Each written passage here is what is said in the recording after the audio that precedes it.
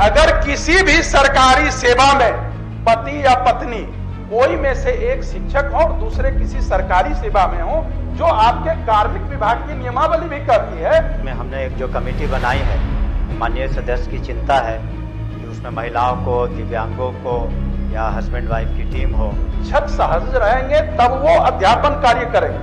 सहजता अगर उनको नहीं रहेगी तो वो अध्यापन कार्य नहीं कर सकेंगे महोदय। तो आप वैसे इन शिक्षकों को जो जहां रहना चाहते हैं हेडक्वार्टर के नजदीक रखें, ताकि बेटी और बहनों को कोई कठिनाई नहीं हो सके। ने आग्रह किया है तो हम लोग भी माननीय मंत्री से आपके माध्यम से आग्रह ही कर रहे हैं। यही माननीय मंत्री से हम जानना चाहते हैं।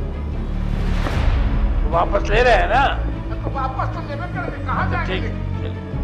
माध्यम से मैं माननीय मंत्री जी से आग्रह करता हूं कि जो आप अभी बता रहे थे कि आपने कमेटी बनाई है स्थानांतरण के लिए, तो आप वैसे इन शिक्षकों को जो जहां रहना चाहते हैं ऐच्छिक स्थानांतरण करें और महिलाओं को तो निश्चित रूप से ऐच्छिक स्थानांतरण में लाके हेडक्वार्टर के नजदीक रखें, ताकि बेटी और बहनों को कोई कठिनाई नहीं हो सके। ठीक, माननीय मंत्री। माननीय सभापति महोदय, अभी हमने जो बात पहले भी बताई कि जो नियमावली 2023 बनी है और उसमें हमने एक जो कमेटी बनाई है, जो माननीय सदस्य की चिंता है कि उसमें महिलाओं को, दिव्यांगों को या हस्बैंड वाइफ की टीम हो और उनको नज़दीक से नज़दीक पोस्टिंग दी जाए, सबका ख्याल रखेंगे। लेकिन ये सदस्य का कहना कि सरकार की चिंता नहीं है शिक्षा के बारे में, तो आप जब से माननीय मुख्यमंत्री जी ने जिम्मेवारी संभाली है, आप उस वक्त का और आज का फिगर देख लें कि जो स्कूल में कितने बच्चे जाते थे गरीब के या सभी वर्ग के, आज जो प्रोत्साहन राशि दी जाती है, जो मैट्रिकुलेशन का रिजल्ट होता है, जिसमें या इंटर का रिजल्ट होता है, उसमें 50% से ज़्यादा बच्चियां रहती हैं, बालिकाएं रहती हैं, और जो ड्रॉप आउट का जो रेट है उसमें भी बहुत कमी आई है। तो अनुश्रवण निश्चित रूप से हम लोग कर रहे हैं और सिर्फ टेक्नोलॉजी के ख्याल से नहीं है।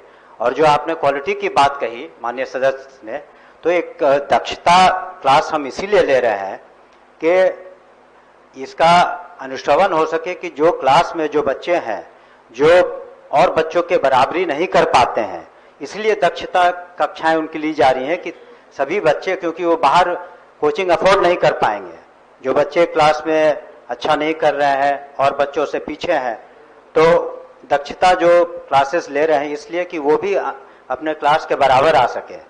तो कुल मिलाकर शिक्षा में निश्चित रूप से बहुत गुणात्मक सुधार आए हैं।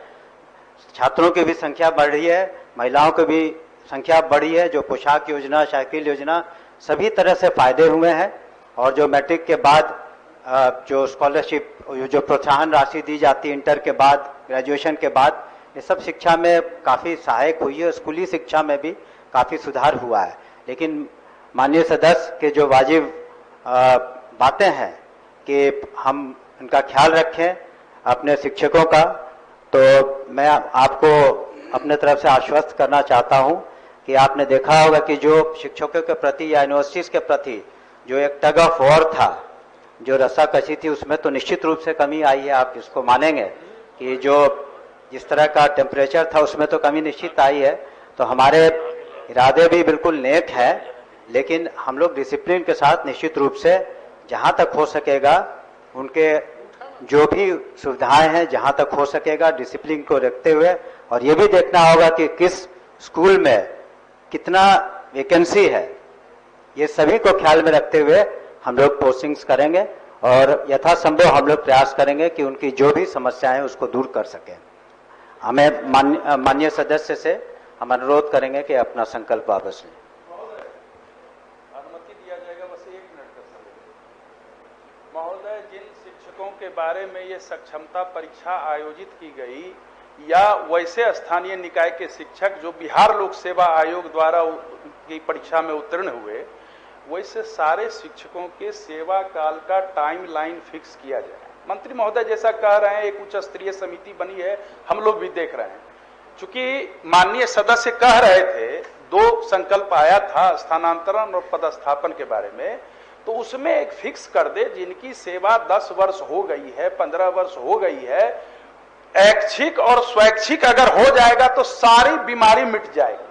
दूसरी बात, शिक्षक सहज रहेंगे तब वो अध्यापन कार्य करेंगे, सहजता अगर उनको नहीं रहेगी तो वो अध्यापन कार्य नहीं कर सकेंगे महोदय।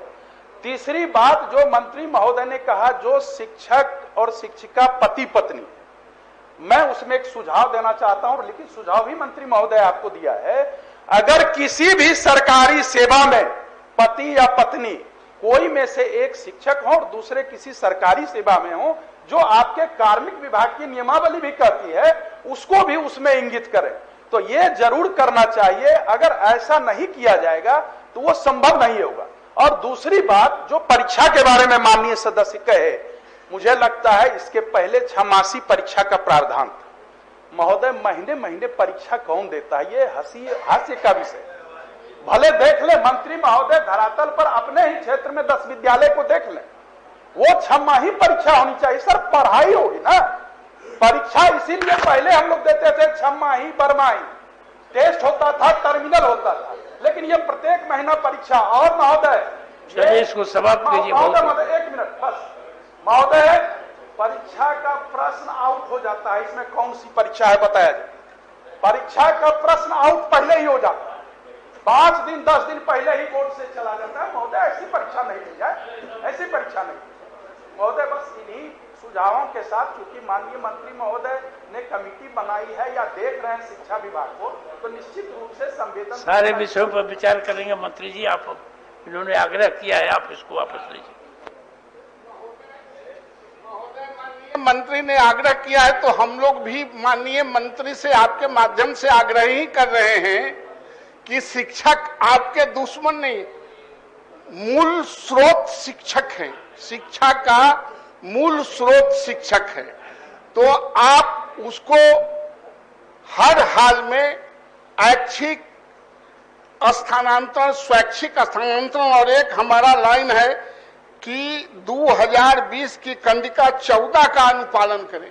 आप सारे चीजों को देख के, आपने कहा कि पहले से हमने राज्य सरकार को संतुलित किया है, अब उस तरह का एक स्कैंडल नहीं हो रहा। निश्चित रूप से हो रहा है, हम लोग भी स्वीकार करते हैं। ठीक है, इसको आगे मत लेकिन बढ़ाइए। महोदय आगे नहीं बढ़ा रहे हैं, आपके माध्यम से आग्रह कर रहे हैं कि अगर बेहतर शिक्षा देना है, शिक्षा को चलाना है, तो स्थानांतरण हर हाल में ऐच्छिक और स्वैच्छिक करें। महिलाओं को हेडक्वार्टर और कम्युनिकेशन के जगह पर करें, दिव्यांगों का करें। अगर ऐसा नहीं हुआ महोदय, तो शिक्षा को आप हंटर भांजते रहेंगे, आप ऐप पर बनवाते रहेंगे, आपके यहां से लोग जाएंगे, वहां से 1-1 हजार रुपया, 5500 रुपया लेके वहां काम फिट हो जाएगा। इसलिए हम चाहते हैं कि राज्य सरकार जो चाहती है बिहार की शिक्षा को उन्नत बनाना, वो बनाने का यह सबसे बड़ा जरिया है कि आप शिक्षक को प्रसन्न रखें। महोदय, यही माननीय मंत्री से हम जानना चाहते हैं। तो वापस ले रहे हैं ना? तो वापस तो लेवे करेंगे, कहाँ जाएंगे? ठीक, चलिए। लेकिन माननीय मंत्री से स्पष्ट तो कराइए महोदय।